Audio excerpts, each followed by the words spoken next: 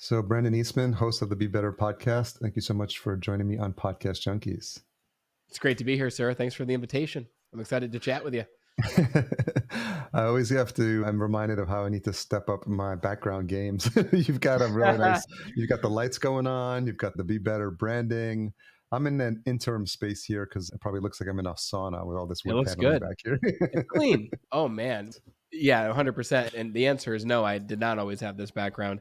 It started in a 2-bedroom apartment where we took the extra bedroom, which was the home of all of our junk and storage and all that stuff.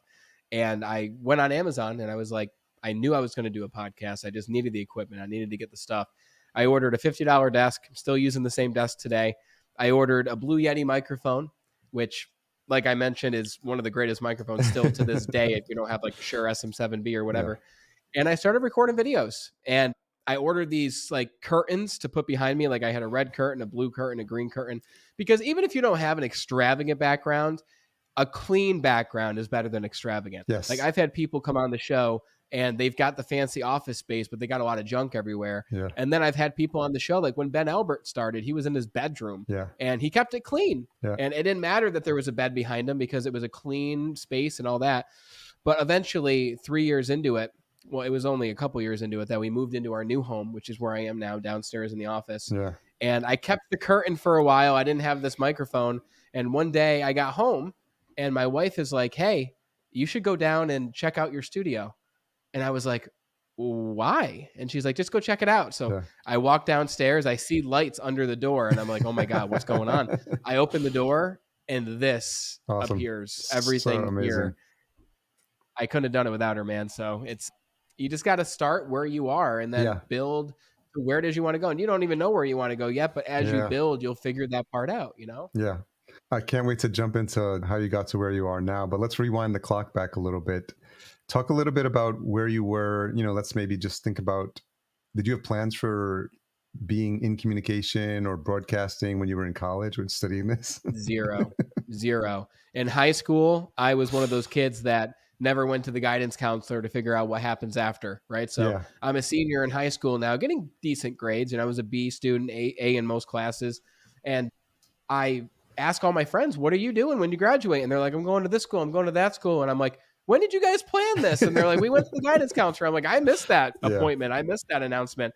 So I started working right out of high school. I worked at Walmart out of high school, and I had no plans of being a broadcaster or anything like that.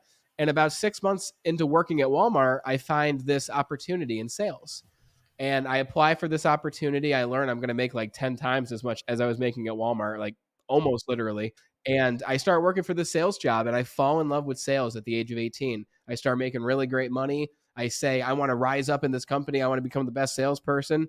And for the most part, I did. I became the top salesperson in leaderboard. I moved into every level of leadership eventually.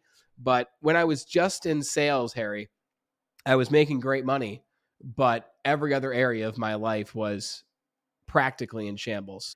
I had a lot of debt. I was a negative person. No one would want to spend time with me, right? I was that guy that was like, why aren't you doing what I'm doing? You should do this. You should do that, right? I didn't understand social graces or any of those things, but I was really troubled at that point. And that was when I was 21 years old. And for those to give reference, I'm 30 years old now. So this is almost 10 years ago. And I had a mentor come into my life, and he's like, Brandon, you got to work on yourself before you can move up into any level of leadership. And I was like, work on myself? What do you mean? And he's like, well, number one, you're overweight, you're in debt, you're unhappy. He's like, start with your fitness, start with your body. And I did. And I made changes in my body, and I discovered personal development. And we can go into all this story, all the details, I'm sure. But I discovered personal development. And eventually I said, I want to help other people make these same changes that I made.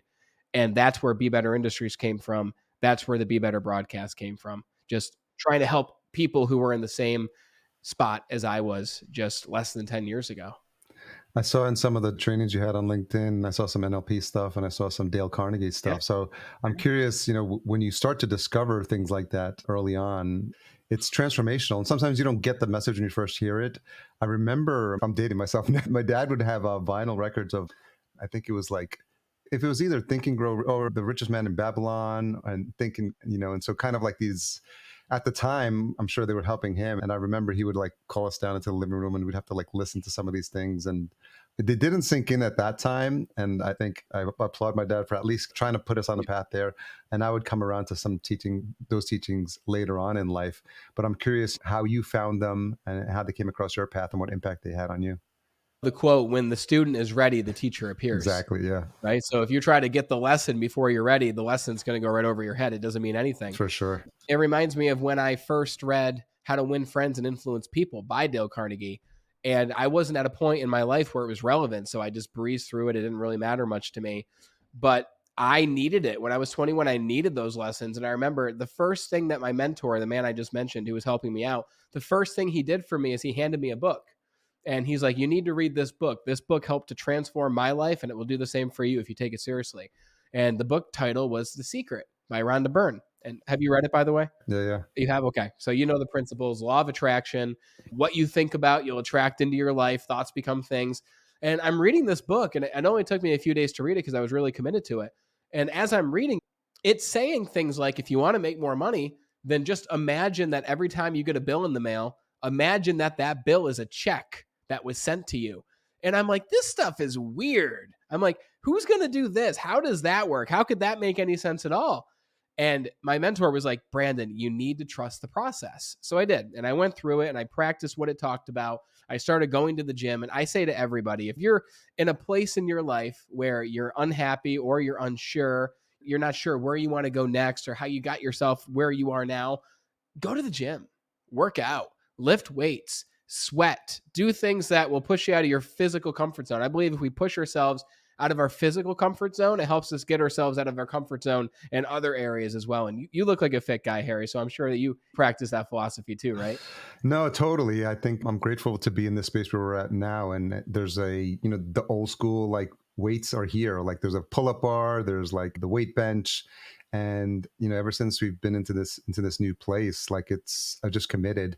And I've also been doing a lot of men's work. I've been talking a lot about on the podcast about this group called Sacred Sons. And I think it's really needed. And you can do I've done therapy as well. So like I've gone through like a lot of the help. I look for help along the way. And like you said, I think the right teachers have shown up at the right time.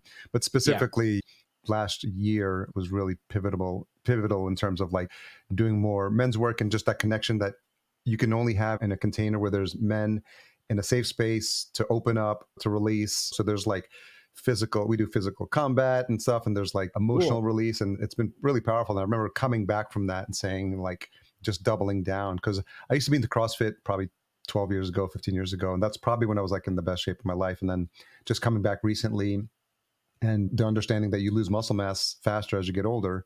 So I just made a miss, just old school, like lifting weights Monday, Wednesday, and Friday, I think has been really helpful. And to your point, just working through that, it's, if you're doing a hard enough workout, that's where all your mental energy goes. And so and you can work through that stress that you have. And it's just like, you feel better, the endorphins kick in. The hard part is getting in there. And thankfully, we have the gym on site. We have a Peloton as well. So that's helpful, to kind of get some cardio going. So I imagine it's been the same experience for you, but just like in that moment, I remember in CrossFit, I took up Olympic weightlifting for a while.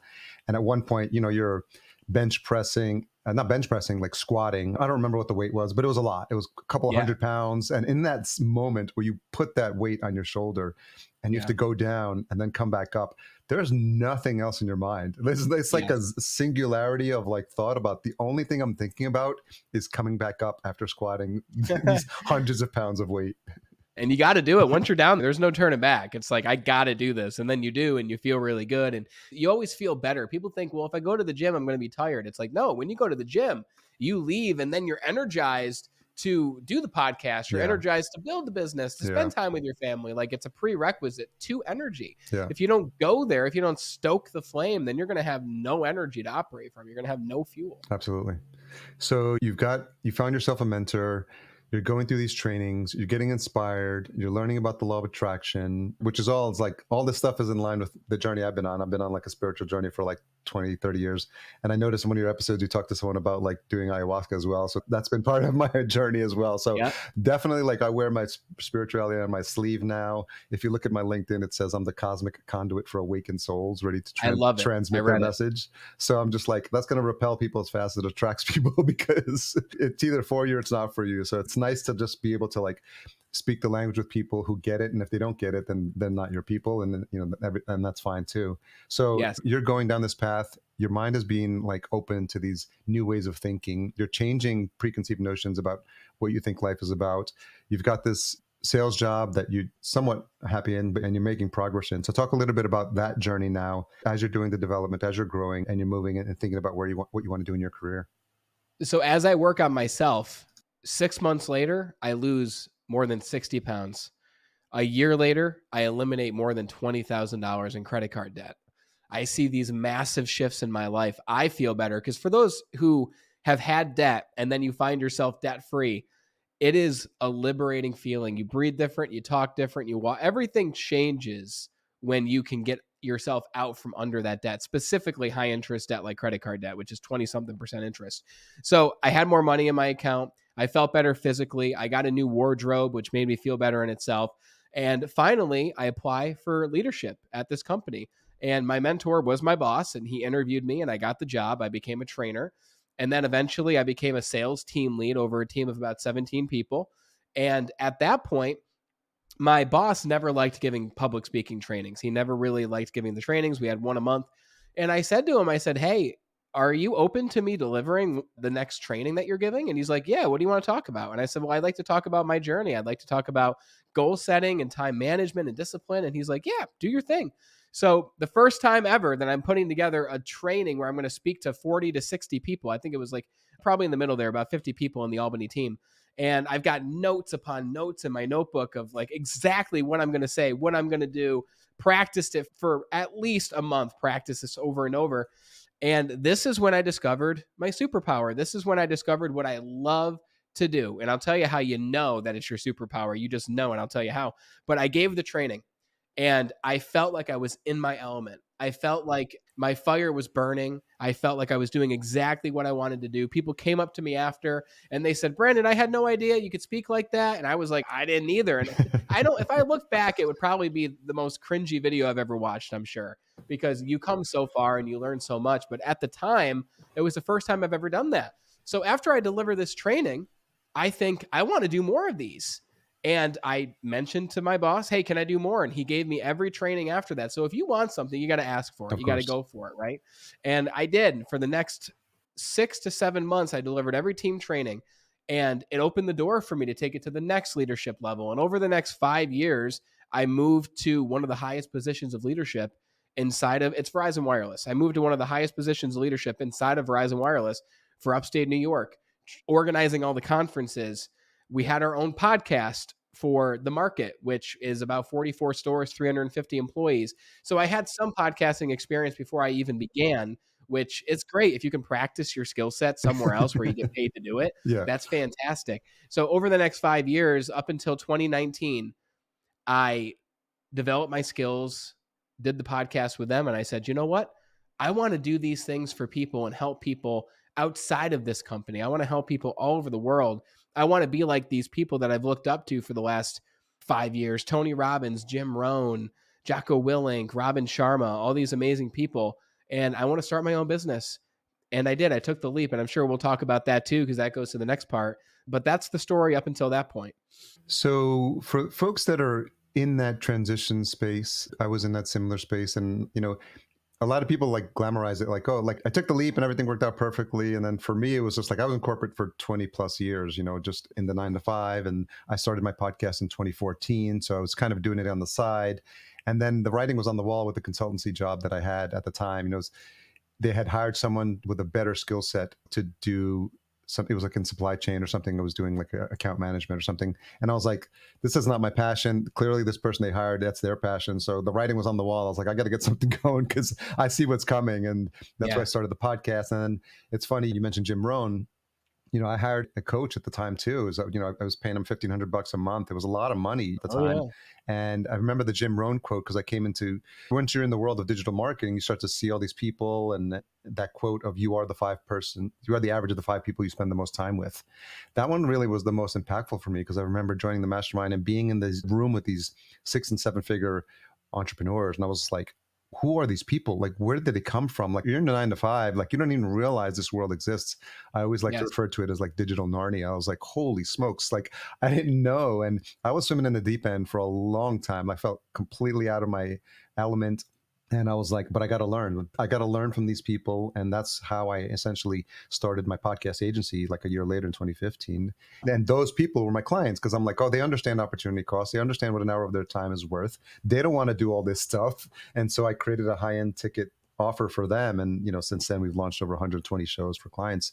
So, but it didn't happen like, it wasn't like a step, do this, do this, do this. I just felt like I had to do something. And then I'm sure that's essentially what you were feeling. You were feeling some sort of push or Yeah. pull, whatever it was that you needed to do something that the 9 to 5 was no longer for you. So can you talk a little bit about what's happening in your inner world at the time?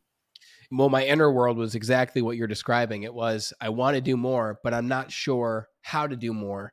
And I realized I didn't have the skills. I didn't have the LLC. I didn't have all these things that I thought that I needed at the time.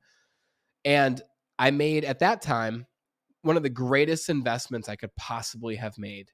And looking back, it was the impetus for me starting the business, getting the website, creating my first products, eventually creating over 3 to 5 products that are still on my website. You can go check them out. And I'm happy to talk about product creation wherever it leads. But I made an investment in a course. And it was the first time I ever paid money for anything online. So, like you said, you had a coach that you paid $1,500 a month.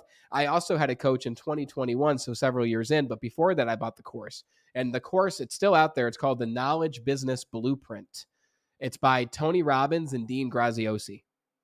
And it's a fantastic course. It talks about how to package your knowledge, start a business, and run events, because my goal at the time was not a podcast. That wasn't my goal. I didn't even really listen to podcasts at the time. I watched a lot of YouTube videos.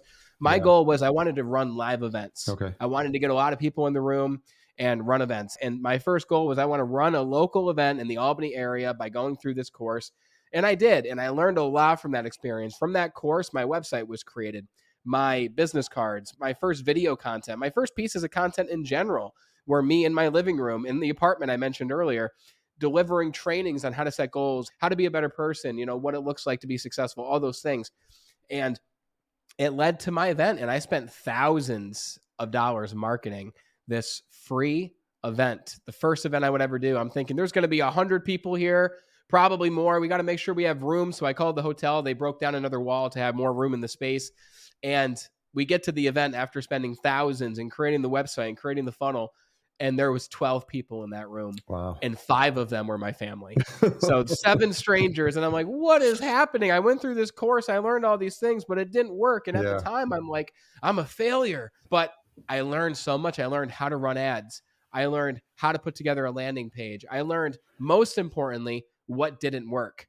And what I learned, what didn't work, what didn't work was I didn't have a brand. No one knew who I was. Why would you want to go watch this person speak about how to be successful? You don't even know who they are, right? What have they done? Who were they to tell you how to do this? So I realized I got to build a brand. And that's when I went all in on YouTube. I went all in 2019. I created 3 videos a week for several years, 3 videos a week. And eventually I brought on a video editor. And finally, my friend comes and says to me, Harry, he's like, Brandon, I love your videos. I love what you have to share. He said, but I would love to hear from other people too about what it looks like to be successful in different areas. And I said, well, I don't really know that many people that could talk. And he's like, well, I can help you find people. And he did. And he helped me find my first podcast guests. And it led to the next, and it led to the next. And then obviously it led to places like Podmatch. And it gets to a point also where, like, Ben Albert connected us. You just meet people through connections, and then those people become your guests. And that's really how the podcast started. It started unintentionally. And I found that this was my favorite part of the business. My favorite part of the business, the part of the business that generates the most leads. And not even just that, I think what I should have said first and what comes first is this is the part of the business that is creating the most impact, because the people I love to talk to are listening to podcasts. And this is a perfect way to reach them. Yeah, makes a lot of sense. And we can definitely geek out on all things podcasting because that was obviously the genesis for starting this show. I'm curious now that you can look back, because they say hindsight is 2020, and you talked about this feeling of wanting to like talk about your journey, to help people, to show people this path. If you look back now can you look at either influences that you had growing up, family influences, or where do you think that drive comes from? You did mention your mentor as well, but I'm just curious. I love hearing about origin stories. And sometimes when you look Yeah. back and you can point at certain points in your life or certain moments where you're like, okay, I can see how that's played out in the future. Yeah, excellent question.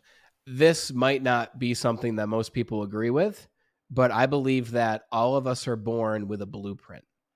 And I believe that to an extent, it could be epigenetics, it could be genetics in general, it could be the universe, it could be spirituality, who knows.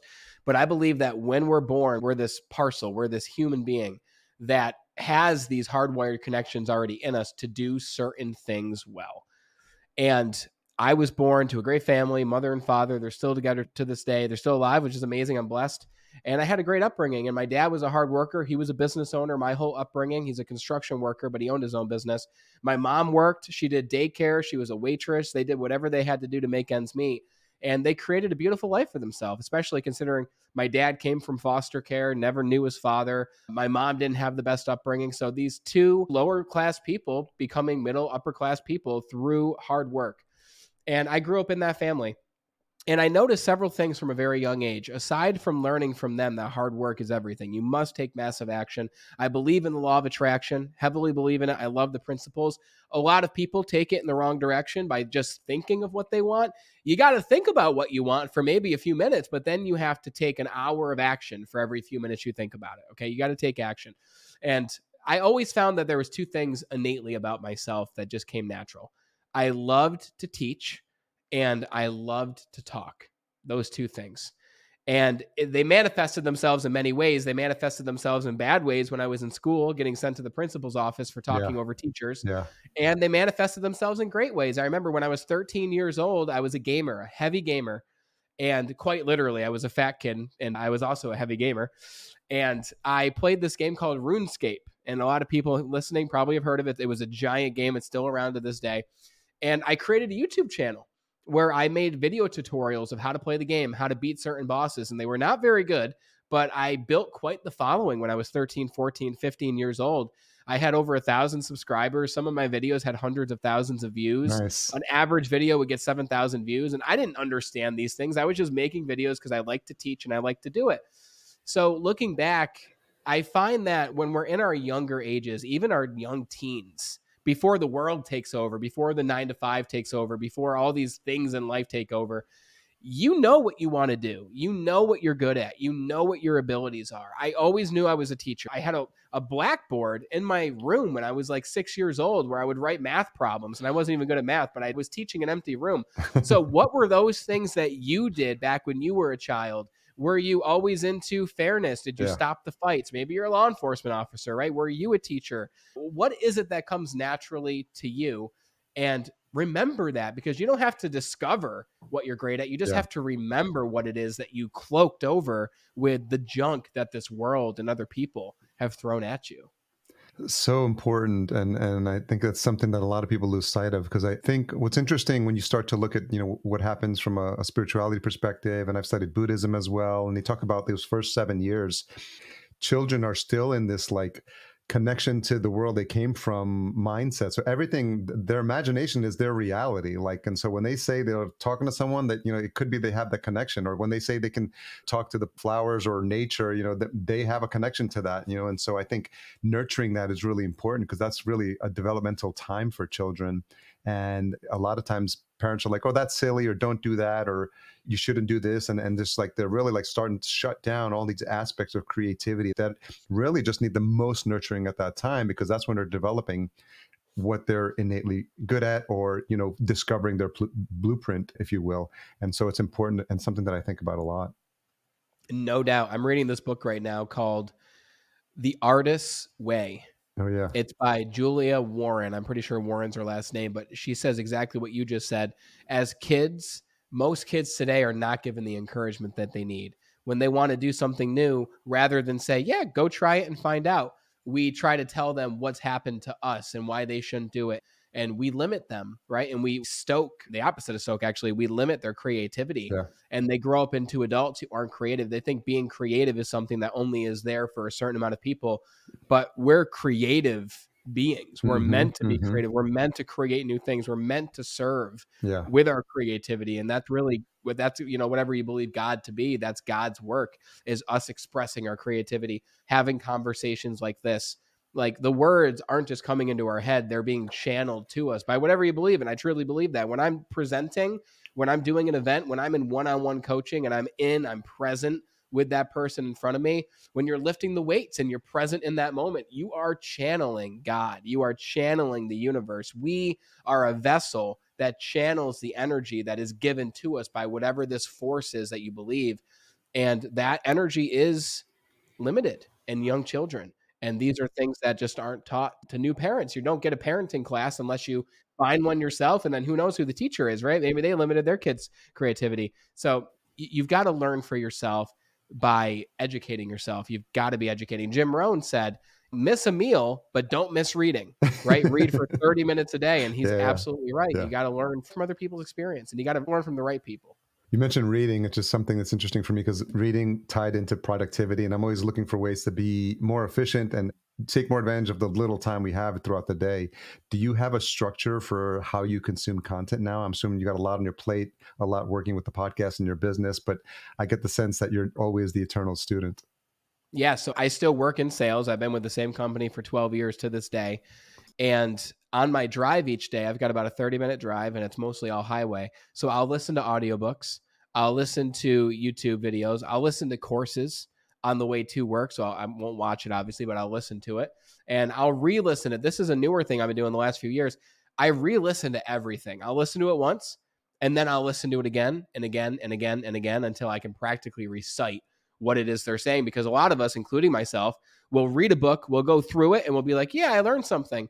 But then you read it again and you're like, whoa, I didn't see that the first time. I didn't see that. Oh, this is how this thing connects to this thing, right? You hear all these successful people talk about how they read books like Think and Grow Rich. These people didn't read it once. They read it over and over. Like Bob Proctor had a copy of it from when he was a young man, and the copy was it was desecrated and it was all torn apart and all these things. And he's like, I've read this book hundreds and hundreds of times. So I'll listen to audio. And every night before I go to bed, I just find that it works better for me. Before I go to bed, I'll read at least 10 pages every single day. Even if I'm really tired, I'll get into bed, I'll open the book, and my energy is there. Like when I open the book, the energy is there. I don't feel tired anymore. I'll read 10 pages minimum. Sometimes it's 20 or 30 if it's a good part of the book. And then I'll put the book down and I will go to sleep. So I love to read because I believe that reading compared to audio does something different to the brain. Although I believe audio is to a lot of extents even more powerful because you can do it everywhere. You can do it at the gym. You can do it in the car. I mean, everyone listening knows this because they're listening to it right now, probably at the gym or in the car. But yeah, those are the two ways that I like to consume content. Yeah, I think what's been helpful for me is reading on Kindle because I'm a big fan of, I don't know if you've heard of Readwise, this app. It's a Mm-mm. fantastic app. It's essentially, it surfaces content that you've highlighted previously. So, and you connect it to your Kindle. And so if I highlight a segment that's really resonating with me in a book, I'll highlight it in the Kindle. It'll sync up to Readwise. And then every morning in Readwise, it says, it'll refresh stuff that I've read, all my previous highlights from all the books I've ever written. And it also has an OCR thing. So you can scan, if you're physically reading a book, you can scan a paragraph and it'll drop it into like your Readwise queue. And then what happens with Readwise is just resurfaces quotes. So every day you can pick, I want to research 10 snippets a day. And so you're looking at the 10 snippets. And then every day, as long as you have it as a daily practice, now it's part of my daily practice just to read snippets. And that reinforces some of the stuff that you've learning. So I found that really Ooh, powerful. And it's one of the yeah. reasons why I normally I like audiobooks, but I like the fact of being able to have it in the Kindle so I can have a segment that I'm like, oh, I like that a lot. That's really powerful. That can really hit home. And then it resurfaces later when I do my Readwise reviews. I like that. That's Yeah. really cool. Yeah. It's It's really like, why don't we invent these things? Like, that's well, I'm powerful. glad someone else has too, but No, it's that's really true. interesting. But it's interesting because people learn differently, and I always forget what the terms are. But if it's, I don't know what the proper terms are, but people who learn by watching, if they're visual, people who learn by actually writing. So that's why I learned, some of my coaches, he likes drawing models, and he gets people to okay, get a piece of paper out, draw a circle, draw a square, and just basic shapes. But there's something about people writing physically and drawing models, and even models where you're describing where are you in this journey, and the people is writing it down, and there's something powerful that happens. And I know you've studied some NLP stuff as well. If people can picture themselves in the model that you're drawing for them, they can see, they then know and understand, like, oh, I can see how you're painting this journey for me. And I've heard it described as, if you can describe a person's problem to them better than they can, then they'll attribute you with the solution, which I think Oh, is really, wow. pretty, is pretty amazing. 100%. There's something beautiful that happens when you put a pen to paper. And I've always been a major note taker, even in school, everywhere I've taken notes. And the book I'm reading, The Artist's Way, again, one of her main challenges that she gives you right from the beginning of the book is over the course of these 12 weeks, because it's a book that takes course over 12 weeks. Mm, Every week's a different challenge. okay. There's two constants. The one that I'll mention here is it's called the morning pages.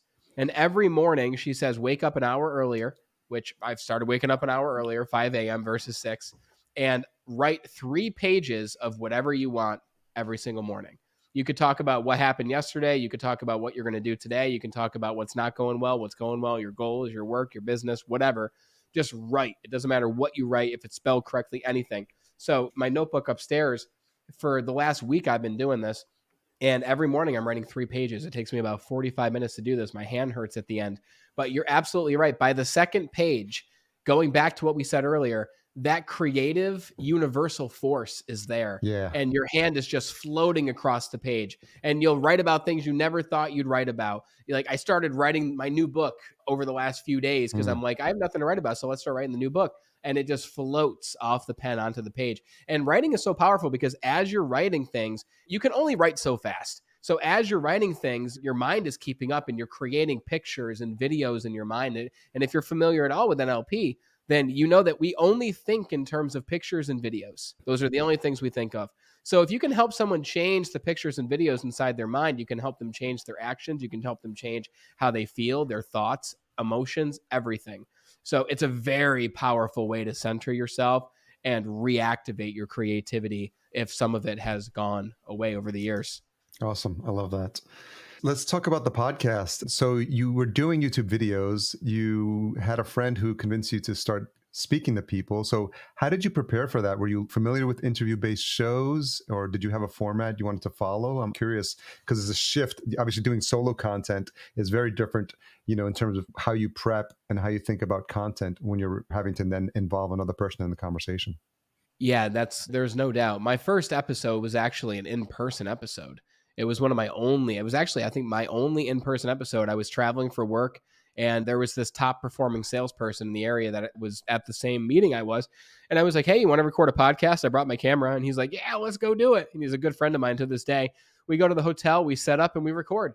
And it organically happened. He had a powerful story. It's one of my first episodes. If people go check it out, it's with a man named Paul Rankin. And it was fantastic. And I didn't really know what I wanted. I didn't know what to expect. I didn't really know what to do. I didn't have an editor at the time. I was really just figuring it out by myself, right? And I quickly figured out I hated editing my own shows. I hated doing all the things except for speaking to the guest, right? So I learned to outsource those things and bring other people in. And I've got one guy I work with who's fantastic, and he's our lead content developer at Be Better. But I realized I didn't know enough people in person to only do in-person interviews. And I certainly didn't have the funds to fly out people to be on the show, bring them to dinner, all those things. That is a goal of mine for the future, but it wasn't possible then. And we're working towards that, by the way, which is really cool. But I went on a website because I realized I got to talk to people from all over the place, because the good thing about a virtual interview is you're in Minneapolis, I'm in upstate New York. So we're hours and hours away, but we're having a conversation right now in real time. And people listening, they don't know, right? They're not even watching. So we could be in the same room. You just don't know. So I went on matchmaker.fm. It sounds like a dating website. I assured my wife it was not. And that's where I found new podcast guests. Yeah. And I put my show up and I had conversations with people. And like we mentioned earlier, it just organically grows from there, right? My first year of the podcast, we probably broke 5,000 downloads in the first year. Yeah. And it was, if this was the graph, so for people watching, you'll see my finger. It was just a steady line going slightly up over time. Yeah. But after the first year, it started to go more up. The curve started to curve more, and it started to go up and up and up. And after the third year, which 2021, so we just hit 3 years this March, we're over 200,000 downloads. Nice. We're almost at 400 episodes. It's funny you mentioned ayahuasca earlier. That was with Michael Thornhill. That was a great conversation. I interviewed him and his wife together later on too, and we talked more about it. My number one episode has 60,000 downloads, and it's on magic mushrooms. And it's actually on YouTube. It has even more on the podcast Yeah. platforms. But it's my experience microdosing magic mushrooms. Okay. So what you discover throughout your journey doing this is people are more interested in one thing that you Yeah. talk about than another.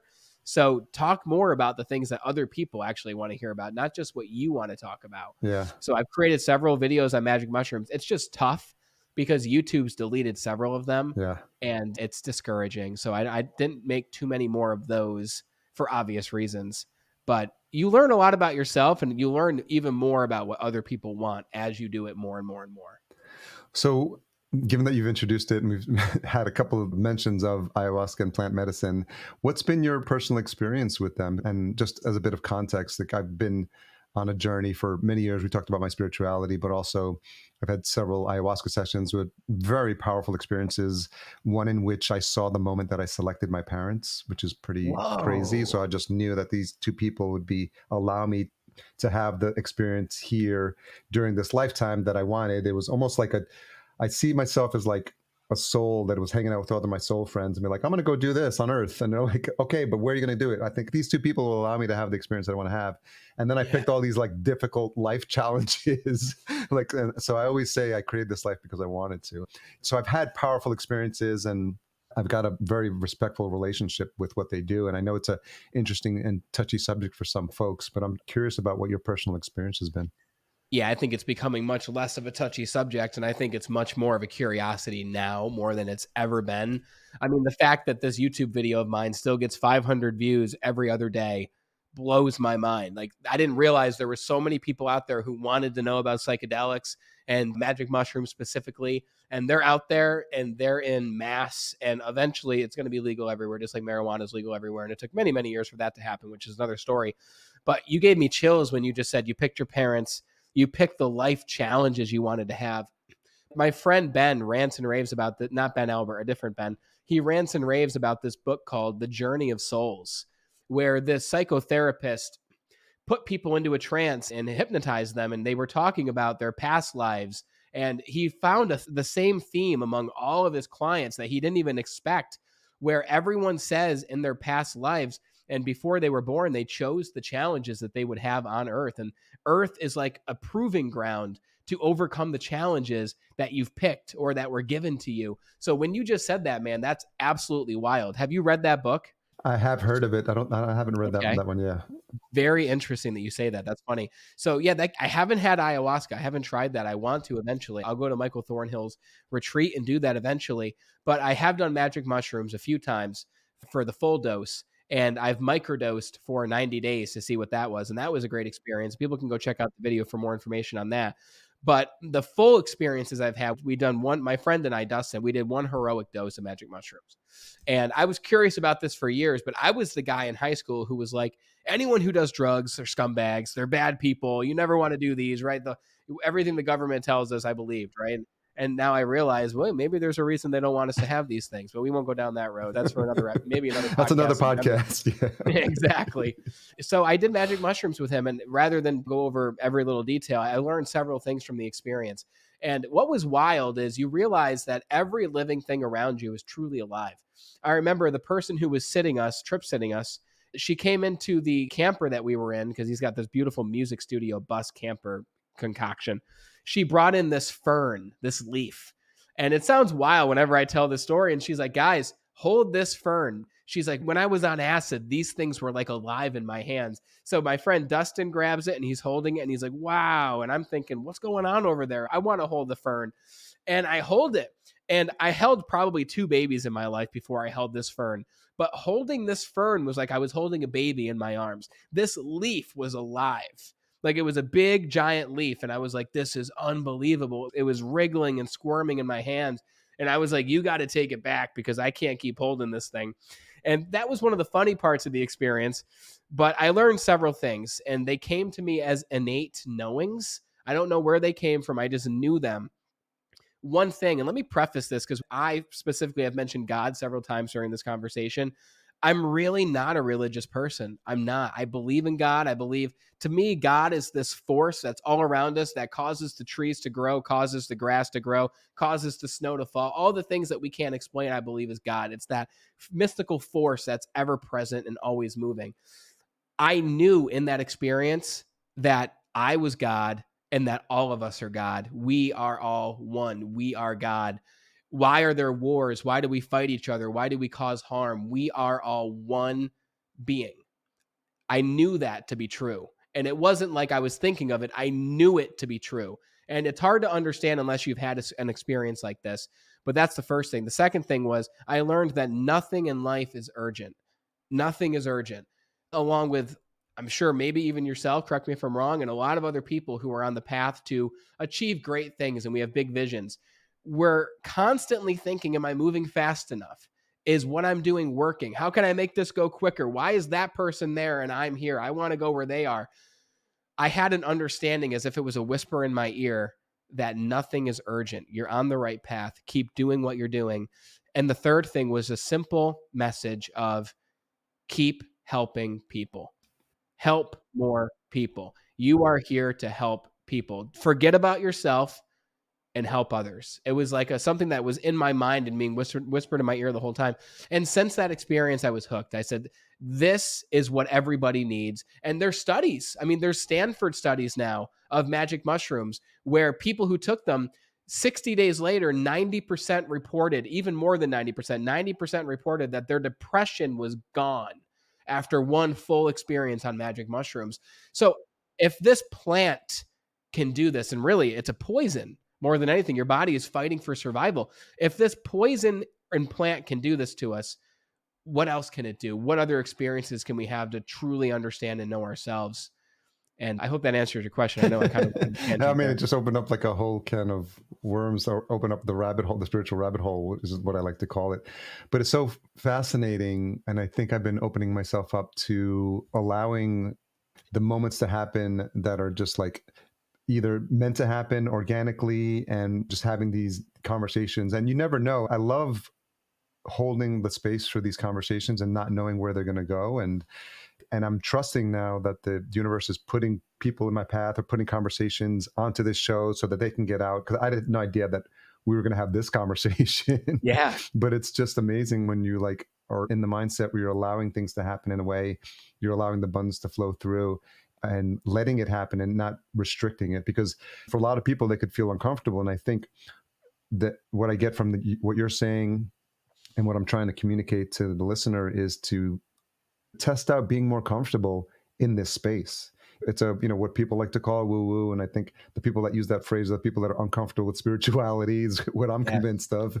So I'm curious how your journey has been to just being more comfortable in your own shell, speaking about this stuff, because you've understand the impact that it's had in your life. It was really difficult at first and it was really uncomfortable because I didn't know how to talk about it. I didn't want clients to see me talk about it because because listen, you can have great clients, but they're not going to agree with you on everything. And all of a sudden you've lost a big client. But like you said earlier, you adjusted your LinkedIn headline, your bio, everything. And you said it's going to bring me the right people. And it's going to bring me people who maybe I didn't even realize I'd meet as a result of making it like this. And that's the definition of marketing: attracting who you want, repelling those who you don't want. Yeah. And I didn't lose any clients. People at the company I work with loved it. The person I directly report to was like, he started calling me Mushroom Man, which I thought was really funny. And I was like, oh man, he saw the video. And now there's no hiding from it, man. I Yeah. mean, that video, it's getting hits every single day. It's getting comments every single day.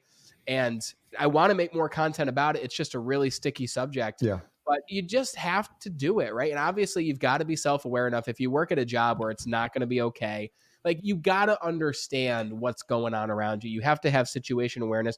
You have to understand the politics of things. If I worked at, it's not really a corporate sales job I work in, but if I worked in corporate America, would they be okay with me talking about magic mushrooms? Probably not, right? So you've got to figure that out for yourself. But it just happened to work for me, and I took a risk, and the risk paid off, and it helped to ignite my channel and grow my show. And sometimes you just got to take a risk, but take calculated risks. If you've got kids who you're supporting and Yeah. you don't really have any other opportunities, and maybe don't censor yourself necessarily, but be strategic about what you decide to speak on that you're passionate about. Yeah, we're moving into a different time, and it's been happening over the years. So I've seen it like more and more, and just I've always been fascinated with the metaphysical and esoteric, whether it's like the pyramids in Egypt or crop circles. It was just like light beings and star seeds. I would just go down all these rabbit holes. It was like, what is happening? Like, what's out there? The world is so much bigger than the galaxy, is so much bigger than we can even imagine. And so I think it's opening yourself up to the possibilities of what if, and I think that's happening more and more. And a lot of people have been talking about this solar eclipse energy, and I feel it because I've pushed myself to just go on IG Reels, which I never do because I'm just uncomfortable, just like talking extemporaneously about what was on my mind. But I felt like I had to move through that discomfort specifically on that one topic. And so now it's something that I'm doing. I'm hitting the 10-year anniversary of this show. So it feels like a good time to just say, hey, look, I'm doing something uncomfortable. So hopefully it'll push you to do something uncomfortable as well. Absolutely. You're always going to be trying new things. Well, you're not always, you should be always trying new things, testing what works. Like we just started posting YouTube shorts and we already have the content. So we're like, why not create shorts? And it blew up our channel over the last month. Like we've got like 26,000 views just this month alone.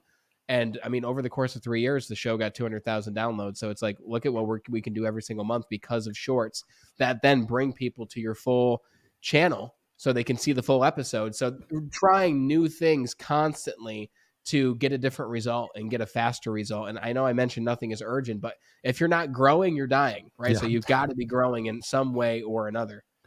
How have you grown over the years as a podcast host? I learned a lot. I've learned the type of people I want on my show. I've become a lot more, I don't like using the word strict, but I've become a lot more aware of who I want to talk to. I've learned how to better talk to people. I've learned that just simply agreeing with people the whole time isn't necessarily the best way. I found the best episodes in terms of how much I liked them as well as how much other people liked them include controversy, right? Even if I agree, as an example, even if you say something I agree with, I would push back on it. And I'd say, but what about this, Harry?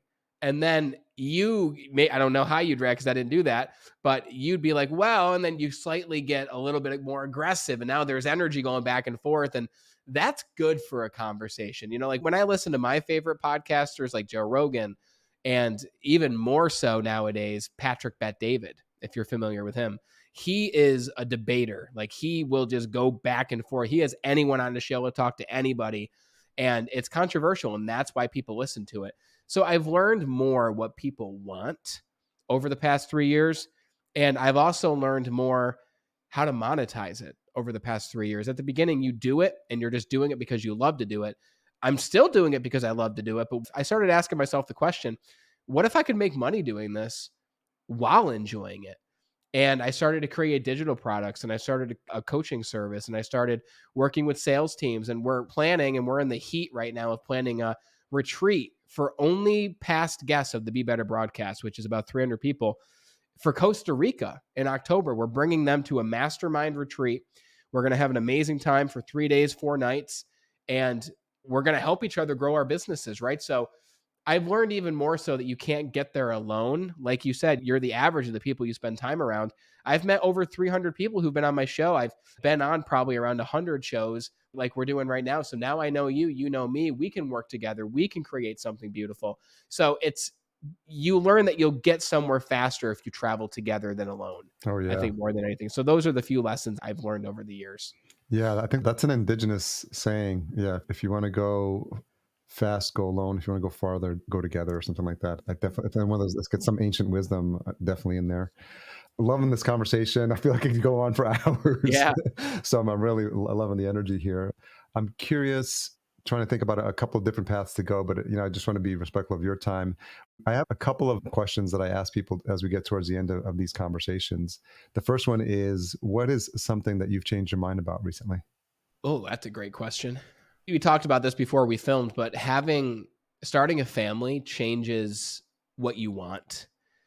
And I don't think this is something I don't necessarily want anymore. But one of my goals since I started my business was I want to have giant events. I want to do this. I want to do that. I want to have I went to GrowthCon in 2018, which is Grant Cardone's conference. And I went with friends and there was 30,000 people in this stadium in Miami. I think it was the Dolphin Stadium. Don't crucify me if I'm wrong, sports people. But I went there and I was like, this is what I want to do. And after starting my business and after doing the podcast and starting some products, some failed, some were successful, some still are. I've learned what I don't want to do. And I don't know if I want to organize an event with 30,000 people. Like maybe if my brand gets there, not if, maybe when my brand gets there, I'll have the opportunity to work with great people who, just like you, take podcasts for people and make them successful. Maybe some other person will say, I'll help you make an event. You just show up and you do your thing, right? That'd be great.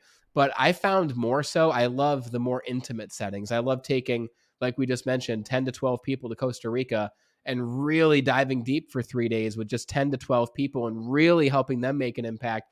And I think one thing that I've changed my mind on is not just helping people, but helping people who are using their voice to help more people, right? Helping thought leaders and authors and creators. If you can help a creator, you're helping 10 people or more. Let's say you're helping 10, you help Yeah. 100, you've helped 1,000, right? Yeah. So how many creators can you help and how many people are you helping as a result of helping them? And that's what you're doing. You're amplifying people's voices. Yeah. You're getting their voice off the ground so people actually hear it. So I know you resonate with that. And that's even more so where I am now. If I can help teach and coach those people, what kind of world could we live in? Yeah, that's wonderful. Wonderful thought to think of, to wake up with, which I think is wonderful. I want to actually just ask if you could share, obviously we can go deep on a lot of this and we'll have all the links to all your stuff on the show, but there's a lot of folks that are starting a podcast who've been doing a podcast for years and just treating it as like a passion project. Out of the things that you had and done that have worked and not worked, you've mentioned some stuff that failed, some stuff that didn't work. If you think about it from an indie podcaster perspective, where have you seen like the most success in terms of doing something that can help you monetize the work you're doing on the podcast? The first one is not going to be for everybody, although I believe it could if you think about how you can make it work for you, is outsource everything. Yeah. Outsource everything, whether they give it to someone like you who does it, or they hire a VA, or they go on Fiverr. Like I started on Fiverr, but I was spending a lot of money on Fiverr. I was spending $40 an episode to get it edited. And then I was spending $12.50 for a thumbnail. And over the course of 8 episodes a month, you can see how that quickly adds up. And I was like, I need to bring someone on who's going to be on my team. So in 2021, I went to a website called One VA Away. It's run by a guy named John Jonas, and they are VAs from the Philippines. And they're fantastic people. And you can pay someone in the Philippines $350 a month. And to them, that's like someone in the United States earning $4,000 a month, to give you a comparison. So the guy that works with me, Errol, he's a key member of my team. I could not do it without him. You have to outsource the things that you don't like. If you don't do that, you'll stop doing the podcast. You can't do it all. Everyone who tries to do it all fails. It doesn't work. That's the main thing. Outsource it. At the very beginning, you really can't do that. You have to find out what you enjoy doing. Some people, like I'm a fan of Shane Dawson. He's a giant creator on YouTube. And Shane still edits his own videos because that's his superpower. That is not my superpower. My superpower is I love getting people on the show and having conversations with them. That's my superpower. And the creating of the product. So if you're focusing on one thing, you're saying no to something else. So outsource the work that doesn't resonate with you as your superpower. That's number one. The second one, it's going to be a roll. People are going to roll their eyes when they hear it, but surprisingly, people still don't follow this advice. And it's, you need to keep publishing. You need to keep going. Yeah. You need to keep creating episodes. I think the stat like a year ago was the average podcast gets to like 7 episodes and then it stops. I'm curious to see what that is now. It's sad because people start it, they don't see the result they want and they stop, but you're not going to see results for a year.